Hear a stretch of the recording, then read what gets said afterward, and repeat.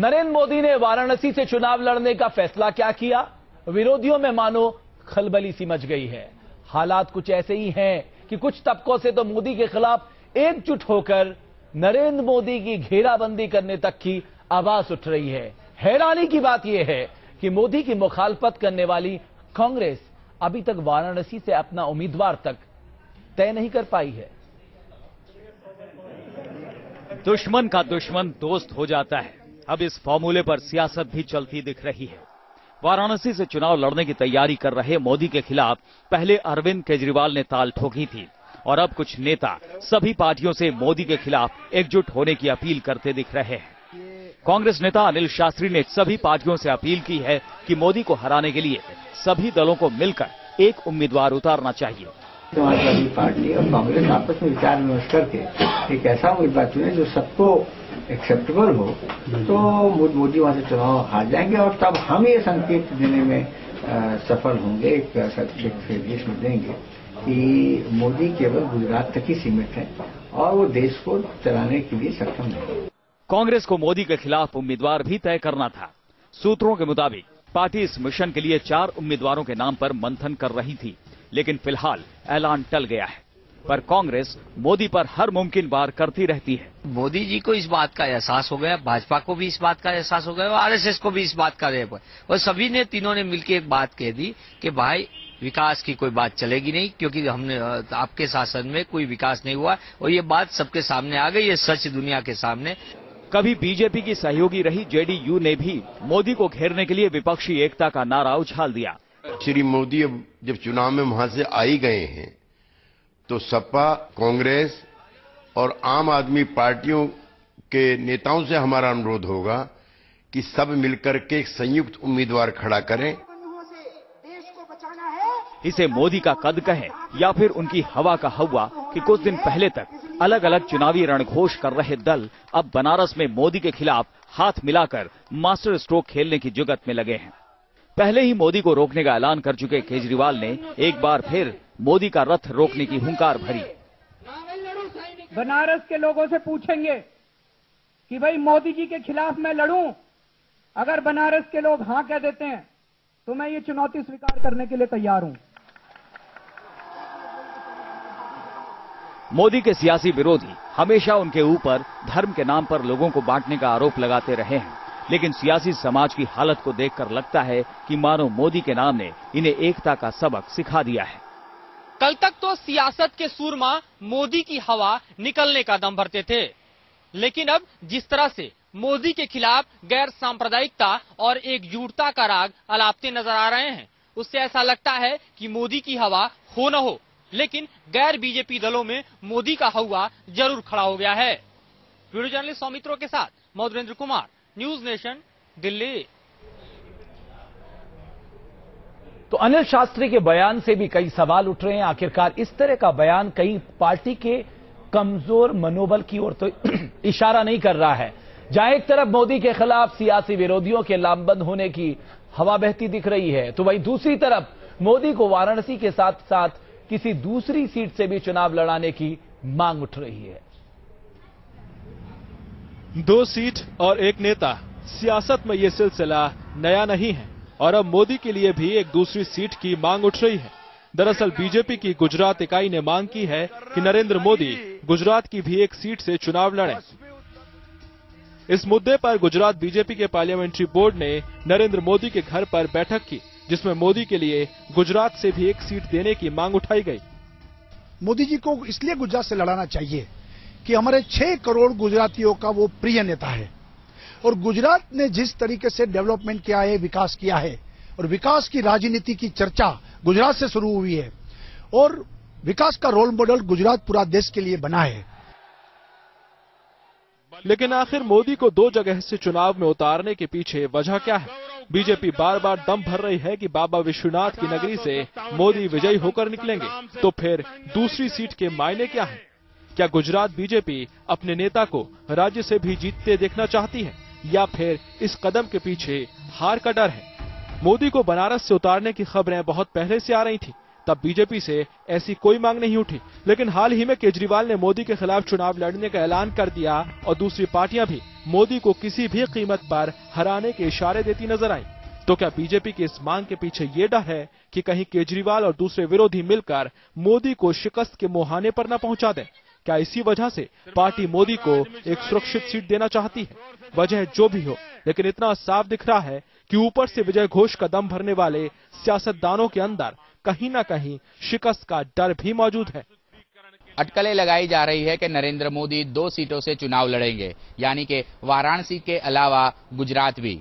हालांकि इस मामले को लेकर नरेंद्र मोदी के घर पर आखिरी मीटिंग हो चुकी है और गुजरात बीजेपी भी चाहती है कि नरेंद्र मोदी गुजरात से चुनाव लड़े, लेकिन बार बार नरेंद्र मोदी के विरोधी उन पर हमला कर रहे हैं कि अगर सही में देश में नरेंद्र मोदी की लहर है तो 2 सीटों पर नरेंद्र मोदी क्यों चुनाव लड़ रहे हैं। हालांकि इस मामले पर सस्पेंस बरकरार है और सस्पेंस पर से पर्दा कल उठेगा। अहमदाबाद से हितल खत्री के साथ पूरव पटेल, न्यूज नेशन। अब विरोधी एक साथ एकजुट होकर नरेंद्र मोदी की टक्कर देने की बात कर रहे हैं, जिसमें कांग्रेस है, जिसमें जनता दल यूनाइटेड है।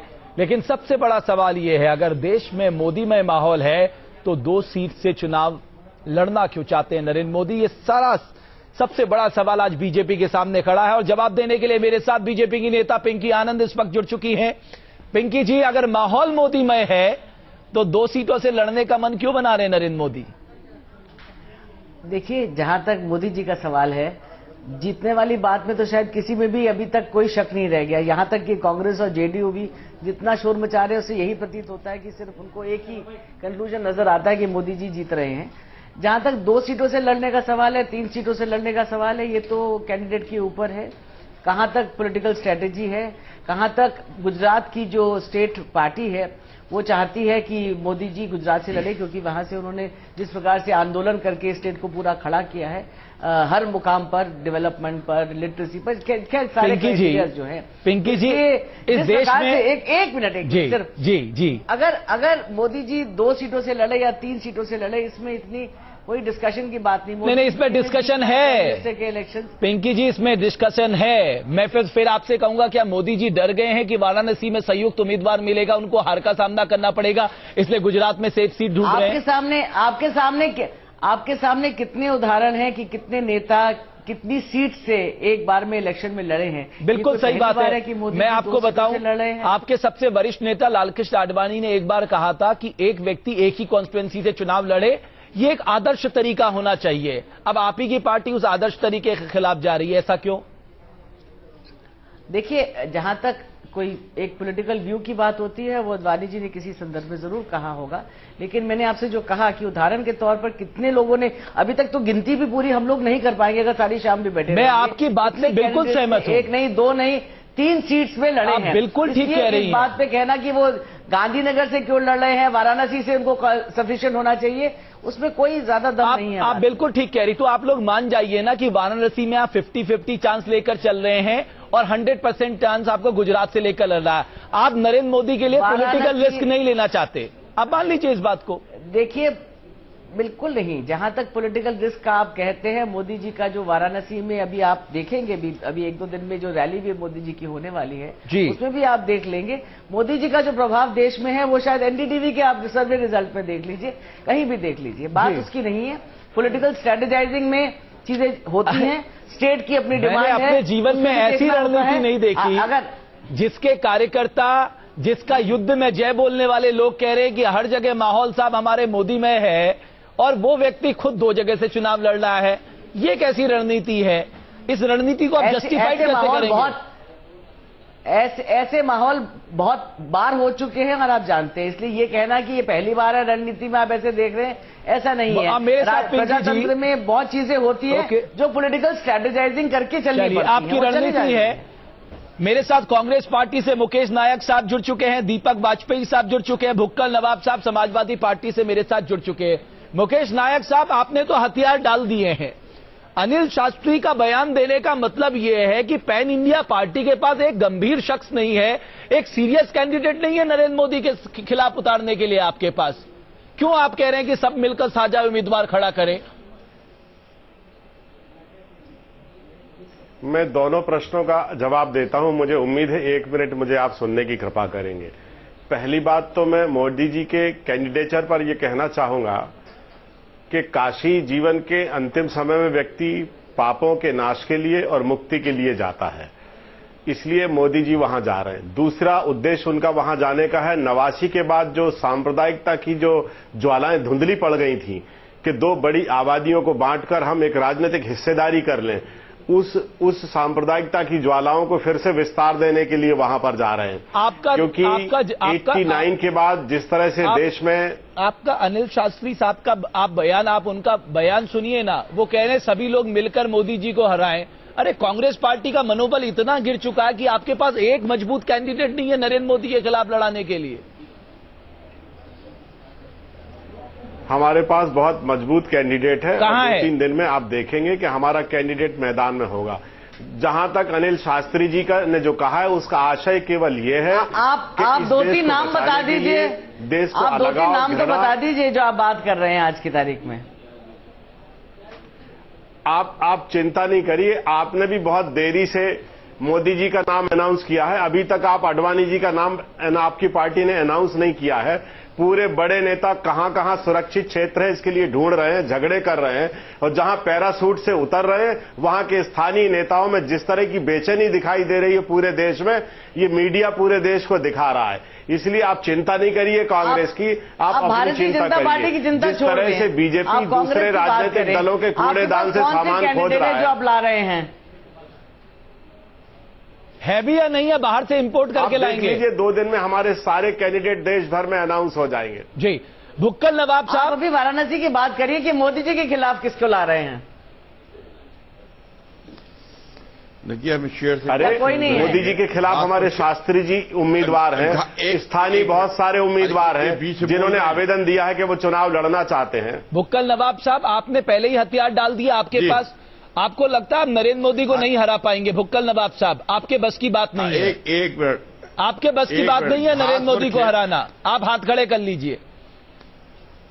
हमारे बस में है या नहीं है, आपको बता दें कि इनके जो राजनाथ सिंह हैं, राजनाथ सिंह यहां से लखनऊ से चुनाव विधायकी का बुरी तरीके से समाजवादी पार्टी से हार चुके हैं, और जब ये हार चुके हैं, इनकी दुर्दशा बन चुकी है, लखनऊ के अंदर विधायक नहीं जीत सकते हैं, तो सांसद के लिए ये लखनऊ से खड़े हुए हैं, और इन्हीं ने जो है एक कैंडिडेट जो है वो मोदी जी को वहां बनारस से दे दिया।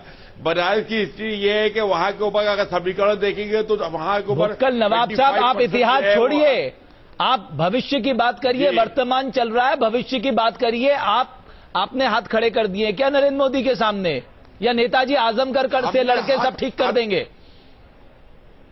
आजमगढ़ से लड़कर ठीक कर देंगे नहीं कर देंगे, आजमगढ़ के लिए जो है वो आपको मालूम होना चाहिए।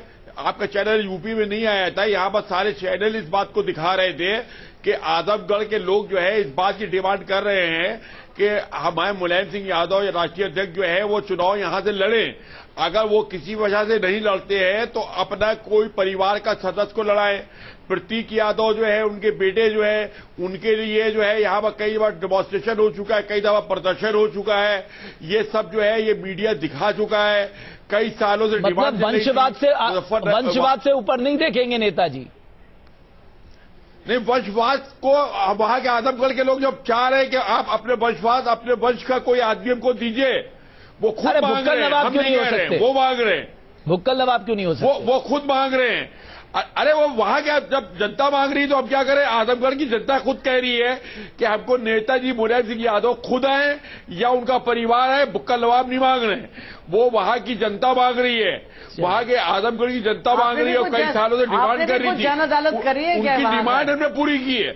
अच्छा, क्या आपने बिल्कुल जन अदालत करी है वहां पर? क्या आपने रायशुमारी कराई क्या वहां पर? हम रायशुमारी क्या कराएंगे जब वहां की जनता हमारी डिमांड कर रही है कि हमको यहाँ के ऊपर जो है मुलायम सिंह यादव या उनका परिवार का कोई सदस्य चाहिए है। आपका चैनल नहीं आया, सबसे पहले कई चैनल दिखाया है। अच्छा, यानी आप कह रहे हैं कि मुलायम सिंह के परिवार भुक्कल नवाब नहीं लेके आ रहे हम।